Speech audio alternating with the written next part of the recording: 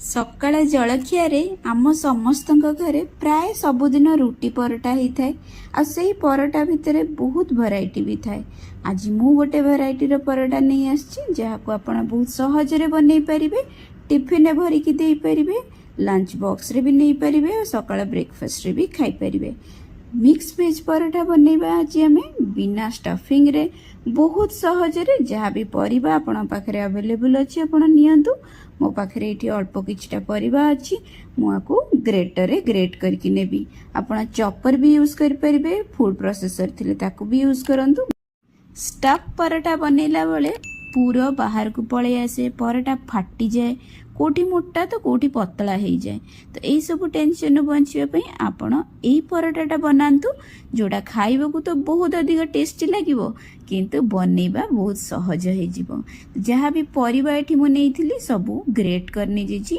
मु एठी बीट, गाजर, आलू आउ कोबी नेइछि। आपण बीन्स, ग्रीन मटर सबू यूज करि परिबे किंतु ता पई चॉपर आपन को दरकार।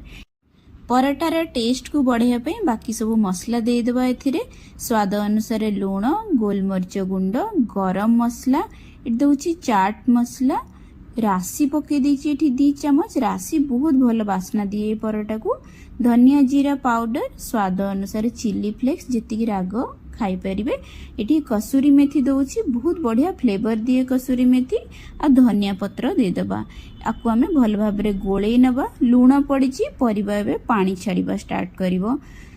जदि आपण एई परिबा को स्टफिंग करिकि बनेबा को चाहुछन भी बनै परिबे किंतु आमे डायरेक्ट आकु चकटिकि बनेबा सहज रेटा हे जिवो। 1.5 कप आटा दे देली आ 1 चम्मच एथिरे तेल दे देछि परोटा टिके सॉफ्ट रहिबा पई। एबे आकु चकटिबा। एथिरे बिल्कुल पानी दबानी।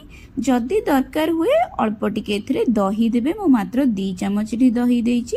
परिबा सबरु पानी छाड़िबो लूण जोगु, सेति आपण देखिकी करिवे।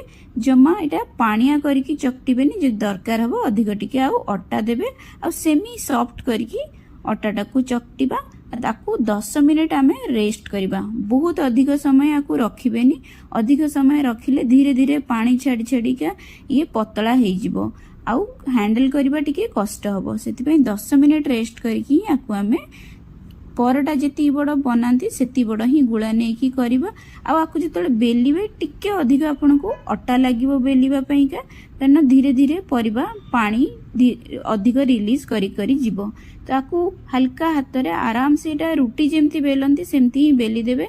बेली साला पर जो थिकनेसटा एटा रुटी ठू टिके मोटा रहिबो किंतु परोटा ठारू टिके पतला रहिबो। पूरा मोटा एटा हबनी। आकु आमे भल से सेकिबा। भितर तो किछि स्टफिंग नाही। अटाटा को जेमती भल से सेकी हबो से भलिया थिकनेसटा आपण ताकू रखिबे। गरम तावा रे पकेकी 2 पट जाको आमे 2 मिनिट लेखा सेकी देले घियो बा तेल जहाँ भी आपनकर पसंद सेकी देले एटा पूरा बहुत ही बढ़िया से रेडी हे जिवो।